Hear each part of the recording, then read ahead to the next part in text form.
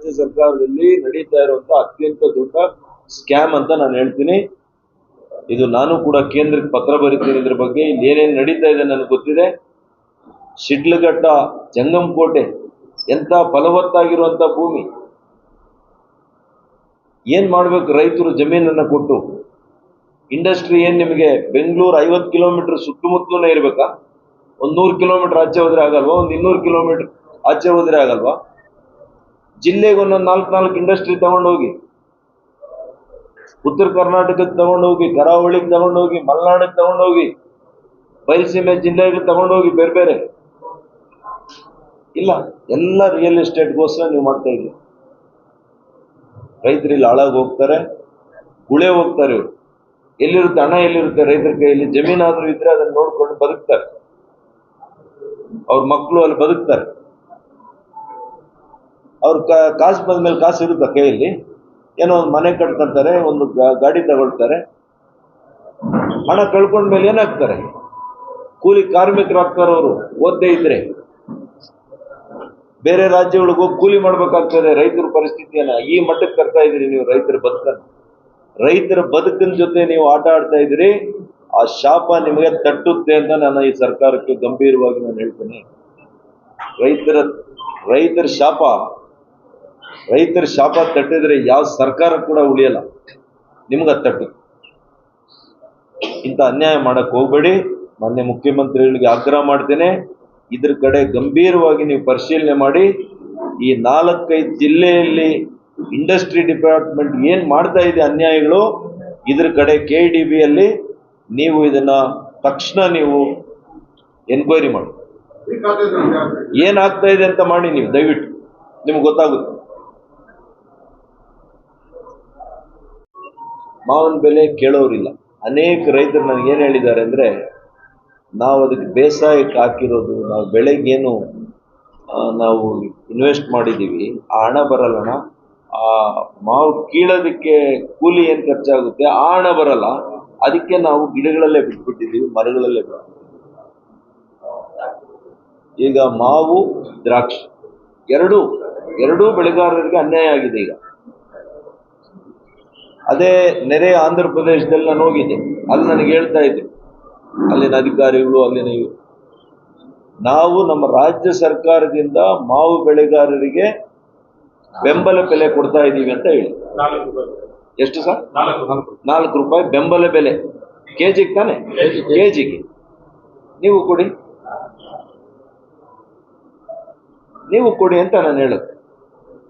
ಕೃಷಿ ಸಚಿವರಿಗೆ, ಮಾನ್ಯ ಮುಖ್ಯಮಂತ್ರಿಗಳಿಗೆ, ರೈತ ನಾಯಕರುಗಳು ಬೆಂಬಲ ಬೆಲೆ ಕೊಟ್ಟಿದ್ದಾರೆ ನೋಡಿ. ಅದನ್ನೇ ನಾನು ಹೇಳ್ತಾ ಇರೋದು. ಅವಾಗ ನಾವು ರೈತರ ಪರ ನಿಮ್ಗೆ ಸ್ವಲ್ಪ ಆದ್ರೂ ಕರುಣೆ ಇದೆಯಪ್ಪ, ನಿಮಗೆ ಕಾಳಜಿ ಇದೆ ಅಂತ ನಾನು ಒಪ್ಕೊಳ್ತೀನಿ. ಸುಮ್ಮನೆ ಭಾಷಣದ ವೇದಿಕೆಗಳಲ್ಲಿ ನಾವು ರೈತರ ಪರ, ಬಡವರ ಪರ, ಶೋಷಿತರ ಪರ ಹೇಳಿದ್ದೆ ನೋಡಿ. ಭತ್ತನ 2300 ಇದ್ರೆ 2369 ಒಂದು ಕ್ವಿಂಟಾಲ್ಗೆ. ಜೋಳ 3371 ಇದ್ದಿದ್ದು 3699 ಜಾಸ್ತಿ, ಅಂದ್ರೆ 329% ಜಾಸ್ತಿ. 328 ರೂಪಾಯಿ ಜಾಸ್ತಿ. ಅದೇ ತರ ರಾಗಿ ನೋಡಿ, 4290 ಇತ್ತು, 4886 ರೂಪಾಯಿ ಒಂದು ಕ್ವಿಂಟಾಲ್. ಅಂದ್ರೆ ಎಷ್ಟು ಜಾಸ್ತಿ ಮಾಡಿದೀವಿ? 596 ರೂಪಾಯಿ ಒಂದು ಕ್ವಿಂಟಾಲ್ಗೆ ರಾಗಿ ಜಾಸ್ತಿ ಮಾಡಿ. ತೊಗರಿ 7500 ಇದ್ದಿದ್ದು ಇವಾಗ 8000 ಆಗಿದೆ. 450 ರೂಪಾಯಿ ಒಂದು ಕ್ವಿಂಟಾಲ್ ಜಾಸ್ತಿ ಮಾಡಿ. ಅನೇಕ ಇದೆ, ನಾನೆಲ್ಲ ಹೇಳಕ್ ಹೋಗಲ್ಲ. ನೆಲಗಡಲೆ 480 ರೂಪಾಯಿ ಜಾಸ್ತಿ ಆಗಿದೆ. ಸೂರ್ಯಕಾಂತಿ ಬೀಜ 441, ಸೋಯಾಬೀನ್ 436, ಎಳ್ಳು 579 ರೂಪಾಯಿ ಜಾಸ್ತಿ ಒಂದು ಕ್ವಿಂಟಾಲ್, ಮತ್ತು ಹುಚ್ಚೆಳ್ಳು 820 ರೂಪಾಯಿ. ನಮ್ಗೆ ಹತ್ತಿ ಈ ಕಡೆ ಬೆಳೆಯಲ್ಲ, ಆದ್ರೂ ಕೂಡ ಸುಮಾರು 600 ರೂಪಾಯಿ ಜಾಸ್ತಿ. ಇದು ರೈತರ ಪರವಾಗಿ ಮಾಡುವಂತ ಆಡಳಿತ. ಸುಮ್ಮನೆ ನಾವು ಘೋಷಣೆ ಮಾಡೋದು, ಭಾಷಣಗಳಲ್ಲಿ ಹೇಳಿದ್ರೆ ರೈತರ ಹೊಟ್ಟೆ ತುಂಬಲ್ಲ. ಅದಕ್ಕೆ ಇಷ್ಟು ವಿಷಯಗಳನ್ನ ತಮ್ಮ ಮೂಲಕ ನಾನಿವತ್ತು ಸುದ್ದಿಗೋಷ್ಠಿಯಲ್ಲಿ ತರಬೇಕು ಅಂತಿದ್ದೆ. ಇನ್ನು 11 ವರ್ಷಗಳ ನಮ್ಮ ಕೇಂದ್ರ ಸರ್ಕಾರದ ಕಾರ್ಯಕ್ರಮಗಳು, ಯೋಜನೆಗಳನ್ನು ಒಂದೆರಡು ದಿವಸದಲ್ಲೇ ನಾನು ನಿಮ್ಮ ಮುಂದೆ ಪ್ರಸ್ತುತ ಮಾಡ್ತೇನೆ. ಆವಾಗ ಕೂಡ ನಾವು ಮತ್ತಷ್ಟು ಸಮಗ್ರವಾಗಿ ಕೇಂದ್ರದಲ್ಲಿ, ದೇಶದಲ್ಲಿ, ರಾಜ್ಯಕ್ಕೆ ಏನೇನು ಕೊಡುಗೆ ಕೊಟ್ಟಿದ್ದೀವಿ ಅನ್ನೋದನ್ನು ನಾನು ನಮ್ಮ ಗಮನಕ್ಕೆ ತರಕ್ಕೆ, ನಮ್ಮ ಮೂಲಕ ನಮ್ಮ ಜನರಿಗೆ ಗಮನಕ್ಕೆ ತರೋದಕ್ಕೆ ಪ್ರಯತ್ನವನ್ನು ನಾನು ಮಾಡ್ತೀನಿ. ಧನ್ಯವಾದಗಳು, ತಮಗೆಲ್ಲ ಧನ್ಯವಾದಗಳು. ಇರೋದಕ್ಕೆ 11 ವರ್ಷ ಆಡಳಿತ ಮಾನ್ಯ ನರೇಂದ್ರ ಮೋದಿ ಅವರು ಮಾಡಿದ್ದಾರೆ. ಇನ್ನ 4 ವರ್ಷ ಇದೆ, ಮತ್ತೇನು ಅವರೇ ಮತ್ತೇನು NDAನೇ ಬರೋದು. ಅವ್ರ ಅಂಕ ಹಾಕೋದ್ರಿಂದ ಸರ್ಕಾರ ಬರುತ್ತಾ? ಈ ದೇಶದ 140 ಕೋಟಿ ಜನರು ತೀರ್ಮಾನ ಮಾಡೋದ್ರಿಂದ ಒಂದು ಸರ್ಕಾರ ಬರುತ್ತೆ. 20 ಕಾರ್ಯಕರ್ತರು ಹೆಂಗಾದ್ರು, ಕಾಂಗ್ರೆಸ್ನ ಕಾರ್ಯಕರ್ತರು ಎಷ್ಟು ಜನ ಆಗಿದ್ದಾರೆ ಯೋಚನೆ ಮಾಡಿ. MLAಗಳು ಎಷ್ಟು ಜನ ಇದ್ದಾರೆ, MP ಗಳು ಎಷ್ಟು ಜನ ಇದ್ದಾರೆ? ದಿನೇ ದಿನೇ ದಿನೇ ದಿನೇ ದಿನೇ ಕೆಳಗೆ ಬರ್ತಾ ಇದೆ ನಿಮ್ ಗ್ರಾಫ್. ಯಾಕೆ ಆಗ್ತಾ ಇದೆ ಅಂತ ಪ್ರಶ್ನೆ ಮಾಡಿ. ಇರಲ್ವಾ? ಕಾರ್ಪೊರೇಟ್ ಅಂತ ಹೇಳ್ತೀವಿ. ಈಗ ಆ ಕಾರ್ಪೊರೇಟ್ ಸಂಸ್ಥೆಗಳು ಯಾರ ಕಾಲದಲ್ಲಿ ಬಂದಿದೆ ಅಂತ ತಾವು ಸ್ವಲ್ಪ ಯೋಚನೆ ಮಾಡಿ. ಅವ್ರು ಮಾತಾಡಿದ್ರೆ ಈಗ ಏನ್ ಹೇಳ್ತಾರೆ? ರಿಲಯನ್ಸು, ಅಂಬಾನಿ, ಅದಾನಿ. ಅಂಬಾನಿ ಅವ್ರು ಯಾರ ಕಾಲದಲ್ಲಿ ಬಂದಿದ್ದು? ಬಿಜೆಪಿ ಕಾಲದಲ್ಲಿ ಬಂದ್ರಾ? ನೀವು ಪ್ರಶ್ನೆ ಮಾಡಬೇಕು, ಯಾರ ಕಾಲದಲ್ಲಿ ಅವ್ರ ಮೇಲೆದ್ರು ಅಂತ. ನಾನು ಅನೇಕ ಇಲಾಖೆಯ ಕಾರ್ಯದರ್ಶಿಗಳ ಜೊತೆ ಮಾತನಾಡಿದೆ, ಇನ್ಕ್ಲೂಡಿಂಗ್ ನಿಮ್ಗೆ ಹೇಳ್ಬೇಕಿದೆ, ಪರಿಶಿಷ್ಟ ಜಾತಿ ಮತ್ತು ಪರಿಶಿಷ್ಟ ಪಂಗಡದ ಇಲಾಖೆಯ ಟ್ರೈಬಲ್ ಅಫೇರ್ಸ್ ಅಂತ ಇದೆ ಕೇಂದ್ರ ಸರ್ಕಾರದ. ನಾನು ಅವ್ರ ಹೆಸರು ತಗೋಬಾರ್ದು ಗೊತ್ತಿಲ್ಲ. ಆದ್ರೆ ನಾನು ಇಲಾಖೆಯ ಮೇಲಿನ ಅಧಿಕಾರಿಗಳ ಜೊತೆ ನಾನು ಚರ್ಚೆ ಮಾಡ್ತೀನಿ. ಸರ್, ಯಾಕೆ ನಿಮ್ಗೆಲ್ಲ ಇದೆ, ನಮ್ಗೆ ಯಾಕೆ ಕೊಡ್ತಾ ಇಲ್ಲ? ಡಾಕ್ಟ್ರೇ, ಇಡೀ ದೇಶದಲ್ಲಿ ನೋಡಿ ಇಂತಿಂಥ ರಾಜ್ಯಗಳ ಬೇಡಿಕೆ ಇದೆ. ಕರ್ನಾಟಕದಿಂದ ನಮ್ಗೆ ಯಾವುದು ಕೂಡ ಪ್ರಸ್ತಾವನೆ ಇಲ್ಲ ಅಂತ. ಅಲ್ಲಿಂದಾನೇ ನಾನು ಇಲ್ಲಿನ ಪ್ರಧಾನ ಕಾರ್ಯದರ್ಶಿಗಳು ಮಾತಾಡಿ, ಜಿಲ್ಲೆಯಲ್ಲಿರೋ ಅಧಿಕಾರಿಗಳ ಹತ್ರ ಮಾತಾಡಿ, ಬೆಂಗಳೂರು ನನಗೆ ಬರುವಂಥ ವ್ಯಾಪ್ತಿ ನೋಡಪ್ಪ, ನೀವು ಯಾವ್ದು ಎಲ್ಲಿ ಮಾಡ್ತೀರೋ ಗೊತ್ತಿಲ್ಲ, ಅಟ್ಲೀಸ್ಟ್ ನನ್ನ ಪಾರ್ಲಿಮೆಂಟ್ದು ನೀವು ನನಗೆ ಕಳಿಸ್ಕೊಡಿ, 1 ವಾರದಲ್ಲಿ ನಿಮಗೆ ಯೋಜನೆಯನ್ನು ನಾನು ಸ್ಯಾಂಕ್ಷನ್ ಮಾಡಿಸ್ತೀನಿ. ಎಷ್ಟಿದೆ ಗೊತ್ತಾ ನಿಮಗೆ? ಟ್ರೈಬಲ್ ಮಿನಿಸ್ಟ್ರಿಗೆ 80,000 ಕೋಟಿ ಅಲೋಕೇಶನ್ ಇದೆ. ಲಿಮಿಟ್ ಇಲ್ಲ ಅದಕ್ಕೆ. ಒಂದು ಊರಲ್ಲಿ ಅದಕ್ಕೆ ನಾಮ್ಸ್ ಇದೆ, 50%ಗಿನ್ನ ಹೆಚ್ಚು ಪರಿಶಿಷ್ಟ ಪಂಗಡದವರು ಎಲ್ಲಿದ್ದರೆ ಅದನ್ನ ಸಂಪೂರ್ಣ ನಾವು ಆದರ್ಶ ನಗರ ಮಾಡಬೇಕು ಅಂತ ಯೋಜನೆ ಇದೆ. ಅದನ್ನು ಪ್ರಪೋಸಲ್ಲೇ ಕೊಡದೇ ಇದ್ರೆ ಹೆಂಗೆ ಕೊಡುತ್ತೆ ಕೇಂದ್ರ ಸರ್ಕಾರ? NHM ಉದಾಹರಣೆಗೆ, NHM ಫಂಡ್ಸ್ ಎಷ್ಟು ಬಂದಿದೆ? 2 ವರ್ಷದಿಂದ ಆರೋಗ್ಯ ಇಲಾಖೆಯಲ್ಲಿ ಎಷ್ಟು ಖರ್ಚು ಮಾಡಿದ್ದಾರೆ ಕೇಳಿ.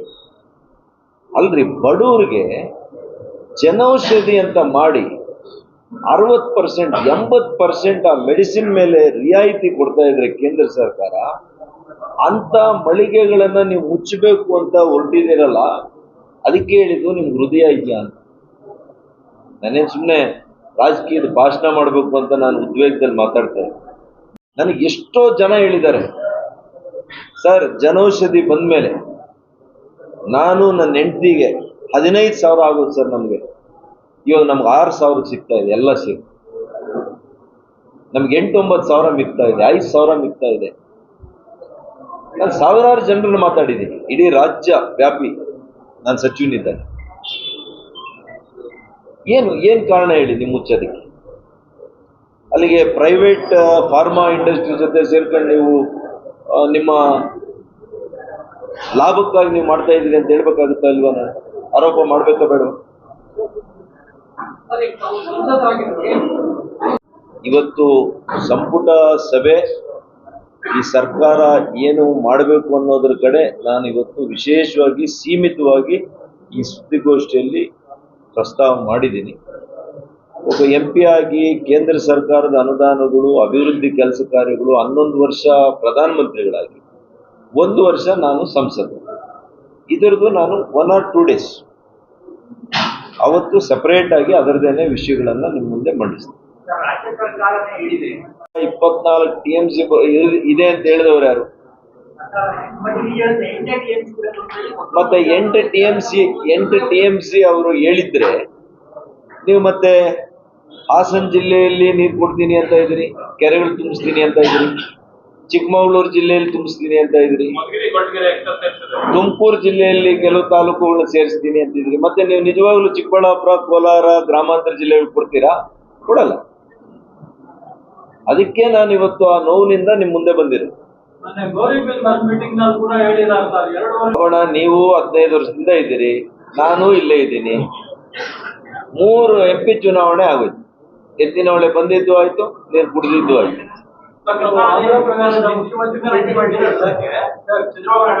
ಕಾಂಗ್ರೆಸ್ ಸರ್ಕಾರ ಯಾವುದು ಪ್ರಸ್ತಾವನೆ ಕೊಟ್ಟಿಲ್ಲಲ್ಲ ಡಾಕ್ಟ್ರೆ. ನೀವು ಕೊಡಿ, ಅವರು ಪ್ರಸ್ತಾವನೆ ಕೊಡ್ಲಿ, ಆಗ ಕೂತ್ಕೊಂಡು ಮಾತಾಡೋಣ ಅಂತ. ನಾನಂತೂ ಹೇಳಿದೆ, ಈ ರೀತಿಯಲ್ಲಿ ತಾವೇನಾದರೂ ಈ ಭಾಗದಿಂದ ನಮಗೆ ಕೊಟ್ಟು ನಾವು ಬೇರೆ ಭಾಗದಿಂದ ನಿಮ್ಗೆ ಆಂಧ್ರ, ನಮಗೇನು ಎಕ್ಸ್ಚೇಂಜ್ ಯಾರೂ ಫ್ರೀಯಾಗಿ ಕೊಡಲ್ಲ ನೀರು, ಯಾವ ರಾಜ್ಯನೂ ಕೊಡಲ್ಲ. ಯಾಕೆಂದರೆ ನಿಮ್ಗೆ ಗೊತ್ತಿದೆ, ತೀರ್ಪುಗಳು ಬಂದಿದೆ, ಸುಪ್ರೀಂ ಕೋರ್ಟ್ ತೀರ್ಪುಗಳಿದೆ, ಮತ್ತು ಅಲೋಕೇಶನ್ ಇಷ್ಟಿಷ್ಟು ನೀರು ಅಂತ ಅಲೋಕೇಶನ್ ಆಗೋಗಿರುತ್ತೆ. ಹಾಗಾಗಿ ಕಮಿಟೆಡ್ ಇರೋದ್ರಿಂದ ನಾವು 5 ರಿಂದ 10 TMC ಈ ಭಾಗದಲ್ಲಿ ಕೊಟ್ಟರೆ ನಾವು ಕರ್ನಾಟಕದ ಬೇರೆ ಮೂಲದಿಂದ 10 TMC ಅವ್ರು ಕೊಡ್ಬೇಕಾಗ್ತದೆ. ಇದು ಯಾರು ಪ್ರಪೋಸಲ್ ಕೊಡ್ಬೇಕೇಳಿ? ಆದರೂ ಕೂಡ ನಾನು ಒಬ್ಬ MP ಆಗಿ ನನ್ನ ಕರ್ತವ್ಯ ಇದೆ, ನಾನು ಹೋಗಿ ಅವ್ರನ್ನ ಮನವಿ ಮಾಡಿದ್ದೆ. ನಮಗೆ 20-25 ವರ್ಷದ ಸಂಬಂಧ ಇದೆ ಅವ್ರ ಜೊತೆ, ಹೋಗಿದ್ದೀನಿ. ನಾನು ವೈಯಕ್ತಿಕವಾಗಿ ಒಬ್ಬ ಸಂಸದನಾಗಿ ನಾನು ಅವ್ರನ್ನ ಮನವಿ ಮಾಡಿ ಬಂದಿದ್ದೀನಿ. ಬಟ್ ಆದರೆ ರಾಜ್ಯ ಸರ್ಕಾರ ಅದನ್ನ ಪ್ರಪೋಸಲ್ ತಗೊಂಡು DPR ತಗೊಂಡು ಹೋಗ್ಬೇಕಲ್ಲ, ಅವಕಾಶ ಇದೆ. ಮತ್ತು ನಾವು ಕೃಷ್ಣ ಐತೀರ್ಪಿನಲ್ಲಿ ಕೂಡ ನಮಗೆ ಅಲೋಕೇಶನ್ ಇದೆ, ಆದರೆ ಬಹಳಷ್ಟು ಅಲ್ಲಿ ಶಿಲ್ಟ್ ಇದ್ದಿರೋದ್ರಿಂದ ಡಿಶಿಲ್ಟ್ ಮಾಡಬೇಕು. ಡಿಶಿಲ್ಟ್ ಮಾಡಿ ಅಲ್ಲಿ ಕೂಡ ನೀರು ಬರೋದಕ್ಕೆ ಅವಕಾಶ ಇದೆ. ಇವರು ನಿಜವಾಗ್ಲೂ ಕೂಡ ನಮ್ಮ ಭಾಗದ ಜನರಿಗೆ ನೀರು ಕೊಡಬೇಕು ಅನ್ನೋ ಉದ್ದೇಶ ಇದ್ದಿದ್ರೆ ಇಷ್ಟೊತ್ತಿಗೆ ಇದನ್ನೆಲ್ಲ ಕೂಡ ಪರ್ಯಾಯವಾಗಿ ವಿಚಾರ ಮಾಡಿ ಒಂದು ಆಕ್ಷನ್ ಪ್ಲಾನ್ ಮಾಡ್ತಾ ಇದ್ರು. ನೀವೇ ವ್ಯಾಖ್ಯಾನ ಮಾಡೋದು ಒಳ್ಳೇದು. ಬೇರೆ ಬೇರೆ ರೀತಿಯಲ್ಲಿ ಯಾಕೆ ರದ್ದಾಗಿದೆ ಕೊನೆಯ ಹಂತದಲ್ಲಿ, ಅದನ್ನು ನೀವೇ ಸ್ವಲ್ಪ ವಿಚಾರ ಮಾಡಿ. ನಾನೇನೋ ಬಹಳ ಸಂತೋಷದಿಂದ ಬಂದೆ. ಅಟ್ಲೀಸ್ಟ್ ನೀವು ನಾಳೆ ಎಲ್ಲ ಹಾಕ್ತೀರಿ, ಅದನ್ನು ನೋಡ್ತಾರೆ ಪಾಪ, ಅದನ್ನಾದರೂ ನೋಡಿ ಏನೋ ಒಂದು 10 ಕೇಳಿದ್ರೆ 1-2 ಆದರೂ ಮಾಡ್ತಾರೆ ಅನ್ನೋ ಒಂದು ಆಸೆ ಇಟ್ಕೊಂಡು ಬಂದೇನೆ. ನಾನು ಇನ್ನ ಇಲ್ಲಿ ಬರೋ ಅಷ್ಟೊತ್ತಿಗೆ ಹೇಳಿದ್ರು ಕ್ಯಾನ್ಸಲ್ ಆಗಿದೆ. ಡಿಸ್ಟೆನ್ಸ್ ಮೇಂಟೈನ್ ಮಾಡಿ ಈ ಕ್ಷೇತ್ರದ ಸರ್ವಾಂಗೀಣ ಅಭಿವೃದ್ಧಿ ಆಯಿತು. ಪಾಪ ಅವ್ರು ಊರೂರು ಹೋಗಿ ಎಲ್ಲ ರಸ್ತೆಗಳು ಗುಂಡಿ ಬಿದ್ದಿದೆ. ಒಂದು ಮನೆ ಕೊಡೋಕ್ಕಾಗಿಲ್ಲ, ಒಂದು ರಸ್ತೆ ಮಾಡ್ಸೋಕ್ಕಾಗಿಲ್ಲ, ಒಂದು ಸೈಟ್ ಕೊಡೋಕ್ಕಾಗಿಲ್ಲ. ನೀ ಕೊಡೋಕ್ಕೆ ಡಾಕ್ಟ್ರು, ನೀ ಕೊಡೋಕ್ಕೆ ಇಂಜಿನಿಯರ್ ನಿಲ್ಸ್ಯಾರ. ಪೆದ್ದಮ್ಮ ಇಲ್ಲಿ ನೆನ್ ಕಟ್ಟಿ ಅಲ್ರಿ, ಈ ಡ್ರಾಮಾ ಮಾತುಗಳು ಬಹಳ ದಿನ ನಡೆಯಲ್ಲ. ಡ್ರಾಮಾ ಅಂತ ಗೊತ್ತಾಗೋಗಿದೆ ಜನರಿಗೆ, ಬಿಡಿ ಬಹಳ ದಿನ ಆಗೋಗಿದೆ ಗೊತ್ತಾಗಿ. ಆ ಪಕ್ಷದ ಕಾರ್ಯಕರ್ತರಿಗೂ ಗೊತ್ತಾಗಿದೆ. ಅವ್ರ ಬಗ್ಗೆ ಮಾತಾಡಿ ಏನು ಉಪಯೋಗ? ತಾಳಿ ರಾಜಕಾರಣ, ನಗರಸಭಾ ಅಧ್ಯಕ್ಷರು, ಉಪಾಧ್ಯಕ್ಷರು, ಆಡಳಿತ ಮಂಡಳಿ ಇದೆ. ಇಲ್ಲಿ ಶಾಸಕರಿಗೆ ಕನಿಷ್ಠ ಜ್ಞಾನ ಕೂಡ ಇಲ್ಲ. Is only a member. ನಾನು as an MP I am only member in Nagarasabha. Ultimate authority is the president. ಆ ಕಮಿಷನರ್ಗೆ ಹೇಳ್ತಾರೆ, ಅವ್ರ ಕೈಯಿಂದ ಒಂದೇ ಒಂದು ಬಿ ಖಾತಾ ಕೊಡ್ಬೇಡ್ರಿ, ಒಂದು ಕೆಲಸ ಮಾಡಿಸ್ಬೇಡ್ರಿ. ಎಲ್ಲ ನಡೀತಾ ಇದೆ. 700 ಬಿ ಖಾತಾ ರೆಡಿ ಇದೆ ಇವತ್ತು ನಗರಸಭೆಯಲ್ಲಿ. ದೊಣ್ಣೆ ನಾಯಕನ್ ಬರ್ಬೇಕಂತೆ, ದೊಣ್ಣೆ ನಾಯಕನ್ ಕೊಡ್ಬೇಕಂತೆ. ಎಲ್ಲಿದೆ ಇದು? ಯಾವ ಕಾನೂನಲ್ಲಿದೆ? ಯಾವ ಬೈಲಾ ಎಲ್ಲಿದೆ? ನಾನು ಹೇಳಿದ್ದೀನಿ ಕಮಿಷನರ್ ಮೇಲೆ ಕ್ರಿಮಿನಲ್ ಕೇಸ್ ಫೈಲ್ ಮಾಡಿ ಅಂತ ಹೇಳಿದ್ದೀನಿ. Will do it. ಆನ್ಲೈನ್ ಅಲ್ಲಿ ಸಕಾಲದಲ್ಲಿ ಯಾಕೆ ಎಂಟ್ರಿ ಮಾಡ್ಸೋದಕ್ಕೆ ಅಧಿಕಾರಿಗಳು ಯಾವುದೇ ರೀತಿ ಸಹಕಾರ ನಮ್ಮ ಅಧ್ಯಕ್ಷರಿಗೆ, ನಮ್ಮ ಆಡಳಿತ ಮಂಡಳಿಗೆ ಕೊಡ್ತಾ ಇಲ್ಲ. That is the reason. ಎಂತ ಅಧಿಕಾರಿ ಅಂತಂದವ್ರೆ, ಲೋಕಾಯುಕ್ತ ಅಲ್ಲಿ ರೆಡ್ ಹ್ಯಾಂಡ್ ಆಗಿ ಸಿಕ್ಕಾಗಿ ಸಸ್ಪೆಂಡ್ ಆಗಿರುವಂತ ಅಯೋಗ್ಯನ ತಂದು ಕಮಿಷನರ್ ಮಾಡೋರು. ನಾವು ರಾಜ್ಯದಲ್ಲಿ ಅವಾರ್ಡ್ ತಂದಿರುವಂತವ್ರನ್ನ ನಾವು ನಗರಸಭಾ ಅಧ್ಯಕ್ಷ ಇವ್ರನ್ನ ಕಮಿಷನರ್ ತಂದಿದ್ವಿ. ಇಡೀ ಎನ್ವಿರಾನ್ಮೆಂಟ್ ಅಲ್ಲಿ SWM ಏನಾಗಿದೆ ನೋಡಿದೀರಾ? ಹುಟ್ಟಿಮನಹಳ್ಳಿ ಹತ್ರ ಹೋಗಿ ನೋಡಿ. ಮೊದಲು ಹೇಗೆ ನಡೀತಾ ಇತ್ತು SWM ವರ್ಕು, ರಸ್ತೆಗಳು ಹೇಗಿರೋದು. ನಮ್ಮ ಅಧ್ಯಕ್ಷರು ಮಹಿಳೆ ಆದ್ರೂ ಕೂಡ ಕೊಡೆ ಹಿಡ್ಕೊಂಡು ಹೋಗಿ ಕ್ಲೀನ್ ಮಾಡಿಸೋರು. ನಾವು ಎವ್ರಿ ವೀಕ್ ಎವ್ರಿ ಮಂತ್ ಒಂದು ದಿವಸ ಪ್ರೋಗ್ರಾಮ್ ಹಾಕೊಂಡು 5-5 ವಾರ್ಡ್ಗಳಿಗೆ ಹೋಗಿ ಸ್ವಚ್ಛತೆ ಬಗ್ಗೆ ಇದ್ರ ಬಗ್ಗೆ ಎಲ್ಲ ಕೂಡ ನಾವು ನೋಡ್ತಾ ಇದ್ವಿ. ಈಗ ಬರೀ ಏನೂ ಇಲ್ಲ, ಉಡಾಫೆ, ಎಲ್ಲ ಉಡಾಫೆ. ಕ್ಷೇತ್ರದ ಜನತೆ ಅರ್ಥ ಮಾಡ್ಕೋಬೇಕು. ಮತ್ತು ನಮ್ಮ ಸಂವಿಧಾನದಲ್ಲಿ ಒಂದ್ಸಲಿ ಆಯ್ಕೆ ಮಾಡಿದ್ರೆ 5 ವರ್ಷ ಅವ್ರಿಗೆ ಅವಕಾಶ ಇದೆ ಅಲ್ಲ. ಸೊ ನಮ್ಮ ಜನರಿಗೂ ಕೂಡ 5 ವರ್ಷ, ಅವ್ರಿಗೂ ಕೂಡ ಏನು ಅವರು ಮಾಡಿರೋದು, ಅವ್ರು ಆಯ್ಕೆ ಮಾಡಿರೋ ಶಾಸಕರು ಏನು ಕೆಲಸ ಮಾಡ್ತಾರೆ ಅಂತ ಅವ್ರಿಗೂ ಕೂಡ ನೋಡೋದಕ್ಕೆ. ನನ್ನ 10 ವರ್ಷಗಳ ಕಾಲ ನಾನು ಆಯ್ಕೆ ಆಗಿದ್ದಾಗ ನಾನೇನು ಮಾಡಿದ್ದೆ ಹೋಲಿಕೆ ಮಾಡೋದಕ್ಕೆ ಅವ್ರಿಗೂ ಸರೋಗುತ್ತಲ್ಲ, ಸಮಯ ಸಾಕಾಗುತ್ತೆ. It is good always to compare ಮಾಡದೇ ಇದ್ರೆ ಒಬ್ಬ ವ್ಯಕ್ತಿದು ಒಂದು ಕೆಲಸದ್ದು ಅದರ ಮಾನ್ಯತೆ, ಅದರ ಗುಣಗಾನ ಮಾಡೋಕ್ಕಾಗಲ್ಲ. ಎರಡು ಕಂಪೇರ್ ಮಾಡಲೇಬೇಕು. ಕಂಪೇರ್ ಮಾಡೋದಕ್ಕೆ ಇವಾಗ ಒಳ್ಳೆ ಅವಕಾಶ ಮಾಡಲಿ. ನಾನೇನು ಪೇಪರ್ ವರ್ಕ್ ಮಾಡ್ಕೊಂತವ್ರಷ್ಟೇ, ಪೇಪರ್ ವರ್ಕ್. ವಿದೇಶಾಂಗ ಸಚಿವರ ಜೊತೆ, ಅವರ ಕಾರ್ಯದರ್ಶಿಗಳ ಜೊತೆ ಮಾತಾಡಿ ಬಂದಿದ್ದೀನಿ. ನಮ್ಮ ಅಲಿಪುರದ ಬಹಳ ಒಳ್ಳೆ ಪ್ರಶ್ನೆ ಕೇಳಿದ್ದೀರಿ. ಅಲ್ಪಸಂಖ್ಯಾತರು ಶಿಯಾ ಸಮುದಾಯ, ವಿಶೇಷವಾಗಿ ಅದರಲ್ಲಿ ಹೆಚ್ಚಿನಾಗಿ ಶಿಯಾ ಇದ್ದಾರೆ. ಅಲ್ಲಿ 100 ಜನಕ್ಕೂ ಹೆಚ್ಚು ನಮ್ಮ ವಿದ್ಯಾರ್ಥಿಗಳು ಇರಾನ್ನಲ್ಲಿ ತೆಹರಾನ್ ಮತ್ತು ವಿವಿಧ ಸ್ಥಳಗಳಲ್ಲಿ ಸಿಲುಕೊಂಡಿದ್ದಾರೆ. ಅವರನ್ನ ಸುರಕ್ಷಿತವಾಗಿ ತರಲಿಕ್ಕೆ ಈಗಾಗಲೇ ನಮ್ಮ ಕೇಂದ್ರ ಸರ್ಕಾರ, ವಿದೇಶಾಂಗ ಸಚಿವಾಲಯ ಕೆಲಸ ಮಾಡ್ತಾ ಇದೆ. ನಾನು ನಿರಂತರವಾಗಿ ಆ ಒಂದು ಡಿಪಾರ್ಟ್ಮೆಂಟ್ ಜೊತೆ ನಾನು ಕೂಡ ಮಾತನಾಡ್ತಾ ಎಲ್ಲ ಫಾಲೋ ಮಾಡ್ತಾ ಇದ್ದೀನಿ. ಇವತ್ತು ಸಾಧ್ಯ ಆದರೆ ಆ ವಿದ್ಯಾರ್ಥಿಗಳ ಜೊತೆ ಕೂಡ ನಾನು ವಿಡಿಯೋ ಕಾನ್ಫರೆನ್ಸ್ನಲ್ಲಿ ಕೂಡ ಮಾತನಾಡಿ ಅವ್ರಿಗೆ ಧೈರ್ಯ ಹೇಳಿ ಅವರನ್ನು ಸುರಕ್ಷಿತವಾಗಿ ಕರ್ಕೊಂಡು ಬರುವಂಥ ಪ್ರಾಮಾಣಿಕ ಕೆಲಸ ನಮ್ಮ ಸರ್ಕಾರದಿಂದ ನಾವು ಮಾಡ್ತೀವಿ. ಇದೆ ಅಂತ ಹೇಳೋದು ನಾನು ಮರ್ತೋದ್ರು ನೀವೇ ಎತ್ಕೊಡ್ತಾ ಇದ್ರಿ. ಆ ಕೋಮಲ್ಲು ಎಷ್ಟು ಕಷ್ಟಪಟ್ಟು ಕ್ಯಾಬಿನೆಟ್ನಲ್ಲಿಟ್ಟು ಮಾಡಿಸಿದ್ವಿ. ಇವ್ರು ಬರ್ತಾನೆ ರದ್ದು ಮಾಡಿದ್ರು. ತಿರುಗ ಕೋರ್ಟ್ ಚೀಮಾರಿ ಹಾಕಿದ್ಮೇಲೆ ತಿರುಗ ಅದು ಸರಿ ಇದೆ ಅಂತ ಮಾಡಿದ್ರು. ಎಲ್ಲ ನನ್ನ ಮೇಲೆ ದುರುದ್ದೇಶ ಇಟ್ಕೊಂಡು ನನ್ನ ಮೇಲೆ ದ್ವೇಷ ಮಾಡಕ್ ಹೋಗಿ ನಮ್ಮ ಜಿಲ್ಲೆ ರೈತರ ಮೇಲೆ ಮಾಡಕ್ಕೆ ಹೊರಟಿದ್ದಾರೆ. ಇದ್ರ ಅನ್ಯಾಯ ಯಾರಿಗಾಗ್ತಾ ಇದೆ? ಇದ್ರ ಬಿಸಿ ಯಾರಿಗೆ ತಡ್ತಾ ಇರೋದು? ನಮ್ಮ ರೈತರಿಗೆ, ನಮ್ಮ ರೈತರ ಮಕ್ಕಳಿಗೆ. ಕೋಲಾರ್ನಲ್ಲಿ ಚುನಾವಣೆ ಆಗ್ತಾ ಇದೆ, ಇಲ್ಲಿ ಇನ್ನ ಅದರದ್ದು ಡಿಲಿಮಿಟೇಷನ್ ಆಗಿಲ್ಲ, ಸರಿಯಾಗಿ ಚುನಾವಣೆ ಆಗಲಿಲ್ಲ. 5 ವರ್ಷ ಆದ್ಮೇಲೆ ನೀವೆಲ್ಲಾದ್ರೂ ನೋಡಿದಿರೇನ್ರಿ? ಯಾವ ಸಂವಿಧಾನದಲ್ಲಿ ಮಾತಾಡದೆ ಸಂವಿಧಾನ ಬುಕ್ ಇಟ್ಕೊಂತಾರಪ್ಪ ಕಾಂಗ್ರೆಸ್ ಅವರು? ಪಾರ್ಲಿಮೆಂಟ್ ಇಂದ ಹಿಡಿದು ಹಳ್ಳಿವರೆಗೂ ಈಗ ಇಟ್ಕೊಂತಾರೆ ರೆಡ್ ಬುಕ್. ಸಂವಿಧಾನದಲ್ಲಿ ಯಾವ ಬೈಲಾದಲ್ಲಿ ಇದೆ ಹೇಳ್ಬಿಡಿ. 5 ವರ್ಷ ಆದ್ಮೇಲೆ 6ನೇ ವರ್ಷ ಆಗೋಯ್ತು, ಇದು 7ನೇ ವರ್ಷನಾ ಆಡಳಿತ ಮಾಡ್ತಾ ಇದ್ದಾರೆ ಅಲ್ಲಿ ಕೋಮಲ್ನಲ್ಲಿ. ಇವಾಗೇನೋ ಕರೆದಿದ್ದಾರೆ ಅಲ್ಲಿ ಎಲೆಕ್ಷನ್. ನಮ್ದು ಚೀಮೂಲು ಇನ್ನೂ ಕೂಡ ಏನು ಆಗ್ಲೇ ಇಲ್ಲ. ಇದು ಕೂಡ ಆಗ್ರಹ ಮಾಡ್ತೀನಿ, ಆದಷ್ಟು ಬೇಗ ಇಲ್ಲಿ ಚುನಾವಣೆ ಆಗಬೇಕು, ಪಾರದರ್ಶಕವಾಗಿ ಆಗಬೇಕು. ಡಿಲಿಮಿಟೇಷನ್ನು ಅಷ್ಟೇ, ನಿಮ್ಮ ಮೂವಿನ ನೇರಕ್ಕೆ ಮಾಡಕ್ಕೆ ಹೋಗ್ಬೇಡಿ. ಭೌಗೋಳಿಕವಾಗಿ ಕಾನೂನು ರೀತಿ ಏನಿದೆ ಅದರ ರೀತಿಯೇ ನೀವು ಮಾಡಬೇಕು. ಮಾಡದಿದ್ರೆ ಕೋರ್ಟ್ ಇದೆ. ನೀವೇನೋ ಆಡಳಿತ ಇದೆ ನಮ್ಮ ಕೈಯಲ್ಲಿ ಮಾಡ್ಬಿಡ್ತೀವಿ ಅಂತಂದ್ರೆ ನಾವೇನು ಸುಮ್ಮನೆ ಇರಲ್ಲ, ನಮ್ಗೆ ಗೊತ್ತಿದೆ. ನ್ಯಾಯ ಹೆಂಗ್ ಕೊಡಿಸ್ಬೇಕು ನಮ್ಮ ಜಿಲ್ಲೆಗೆ ಅಂತ ನಾವು ಮಾಡಿಸ್ತೀವಿ. ಇರ್ತಕ್ಕಂಥ ವಿವಿಧ ಕಾರ್ಪೊರೇಷನ್ಸ್ ಬೋರ್ಡ್ಸ್, ಹಾಗಾಗಿ ಸರ್ಕಾರ ಅದನ್ನ ಏನು ಮಾಡಕ್ಕಾಗಲ್ಲ. ಪ್ರಧಾನಮಂತ್ರಿ